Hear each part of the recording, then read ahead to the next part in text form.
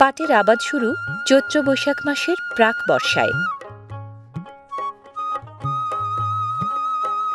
বৃষ্টির পানি বেশিক্ষণ দাঁড়ায় না এমন দোআঁশ মাটি পাটের জন্য বেশি উপযোগী। আগাছা দমন, চারা পাতলা করা এবং মাটি আলগা করার জন্য পাট খেতে প্রথম নিড়ানি সাধারণত দেয়া হয় 15 থেকে 21 দিনের মধ্যে এবং দ্বিতীয় নিড়ানি 35 থেকে 42 দিনের মধ্যে। বাড়তি ফলনের জন্য ইউরিয়া ছাড়া আর কোনো রাসায়নিক সার লাগে না পাট চাষে।